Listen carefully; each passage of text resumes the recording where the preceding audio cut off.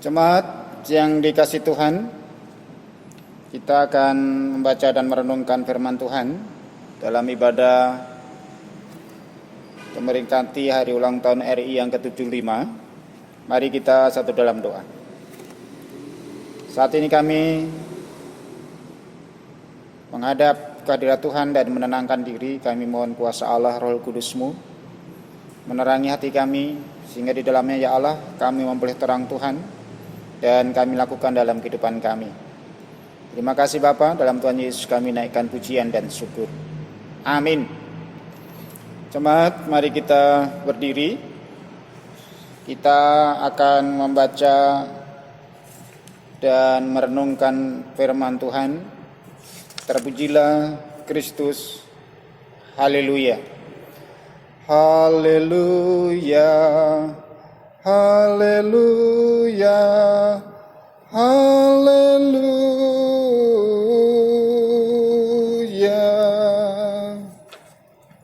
Pembacaan firman Tuhan saat ini dari Kisah Para Rasul 6, 1 sampai 7. Kisah Para Rasul 6, 1 sampai 7 demikian. Pada masa itu ketika jumlah murid makin bertambah, timbullah sungut-sungut di antara orang-orang Yahudi yang berbahasa Yunani terhadap orang-orang Ibrani karena pembagian kepada janda-janda mereka diabaikan dalam pelayanan sehari-hari.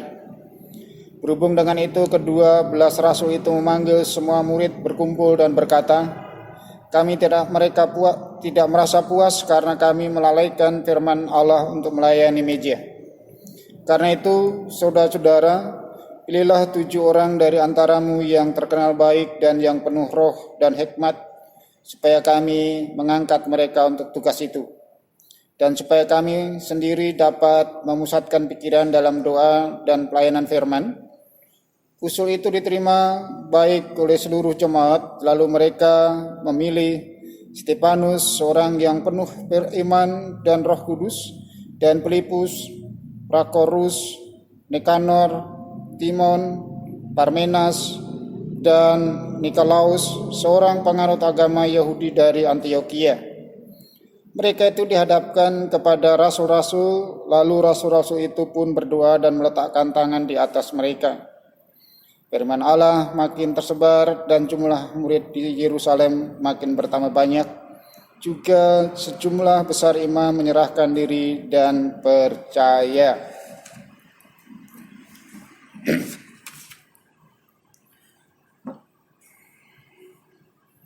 Demikian pembacaan Alkitab. Hendaklah firman-Nya diam dengan segala kekayaan di antara kamu dan ucaplah syukur kepada Allah. Kepadamu puji-pujian, bada syukur dan segala kemuliaan, ya Bapa, Putra, Roh Kudus, sampai kekal abadi. Silakan duduk. Bapak Ibu yang dikasihi Tuhan, tema hari ini Indonesia Maju. Hari ini kembali kita semua memperingati hari ulang tahun RI yang ke-75 tahun. 75 tahun itu perjalanan yang cukup panjang dan tidak mudah. Telah melalui berbagai liku-liku kehidupan, bahkan liku-liku jalan yang telah dilalui. Bahkan sudah bergantian sampai 7 presiden.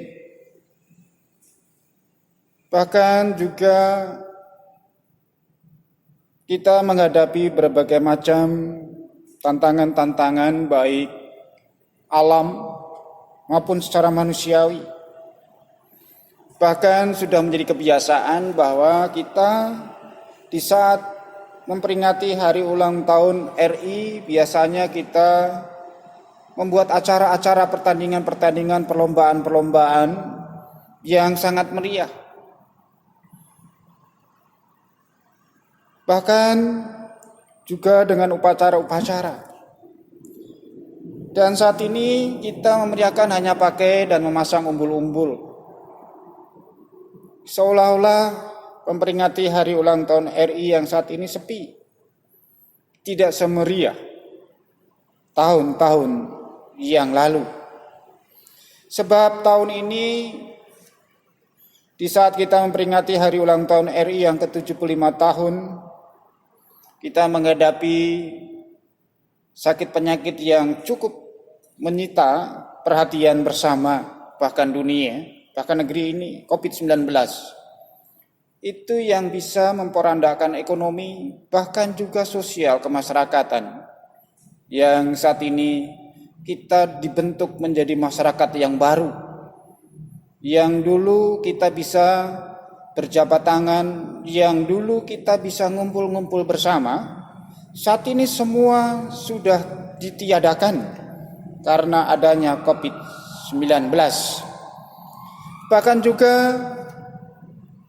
di tahun-tahun ini oleh kepemimpinan Bapak Presiden Joko Widodo, pembangunan di mana saja dikejar, bahkan bisa dikatakan pembangunannya sangat masif untuk mengejar ketertinggalan yang selama ini mungkin tidak diperdulikan.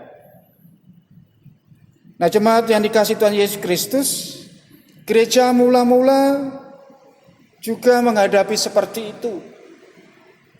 Setelah anggota jemaat, orang-orang percaya semakin tambah dan bertambah banyak, sehingga muncullah persoalan-persoalan baru.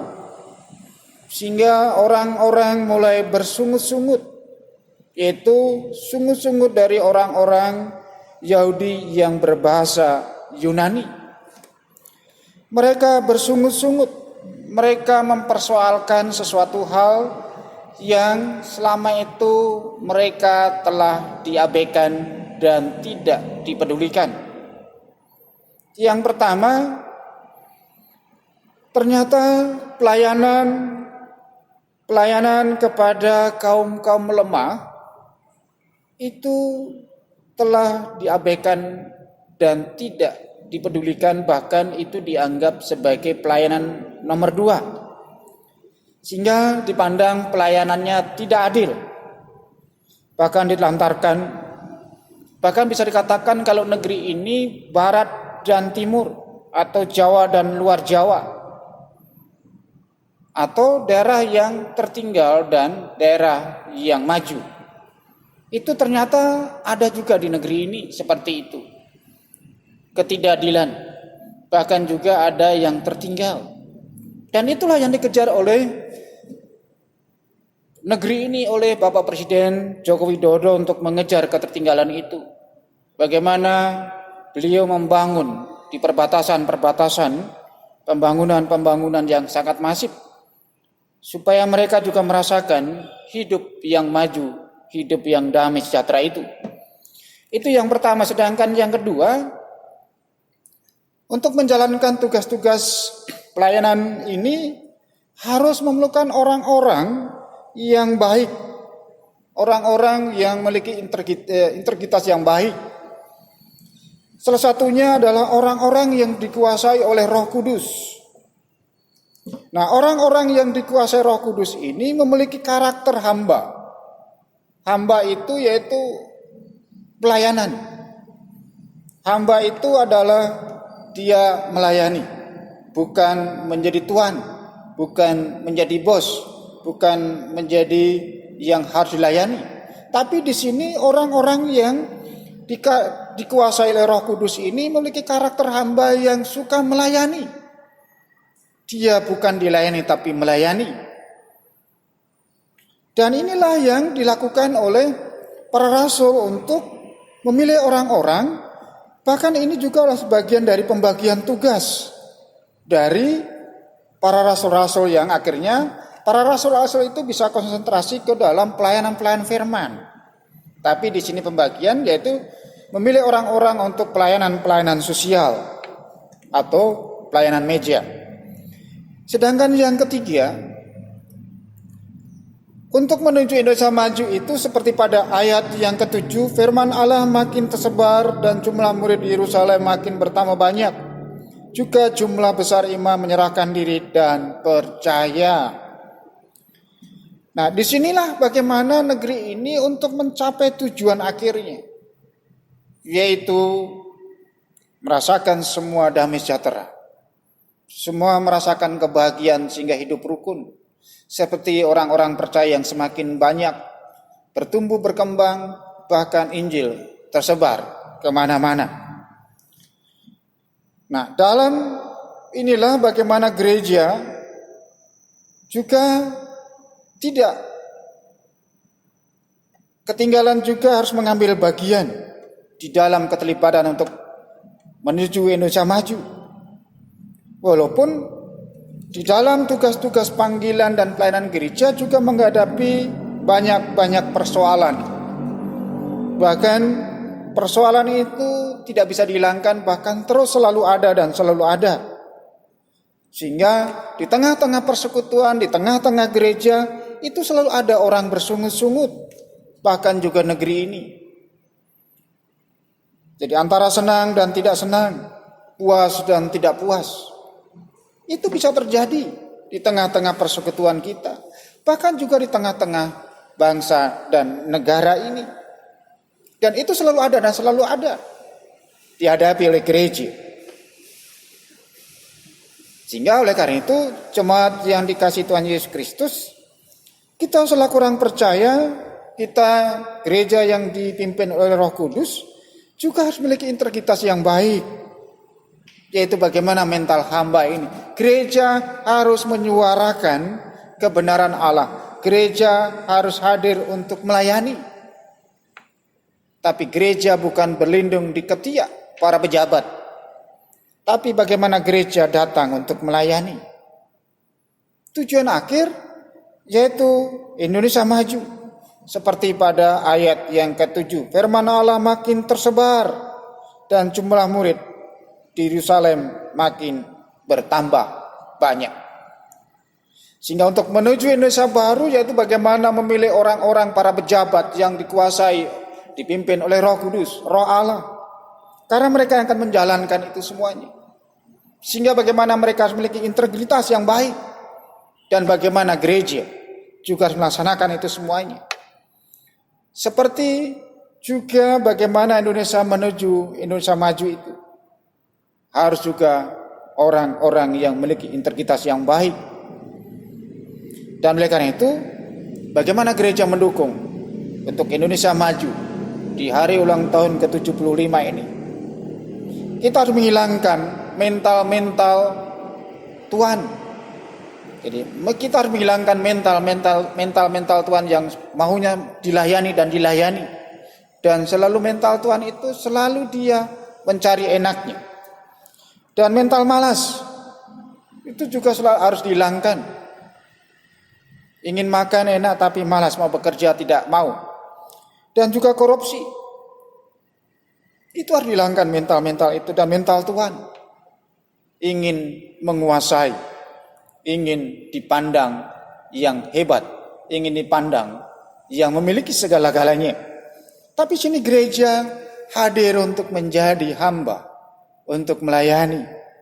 Sehingga untuk mencapai tujuan Indonesia maju, para pejabat, para pemimpin negeri ini harus juga memiliki karakter hamba untuk membangun negeri ini, untuk menuju yang Indonesia maju. Dan gereja juga harus menghadirkan itu di tengah-tengah kehidupan kita untuk memiliki mental hamba yang melayani.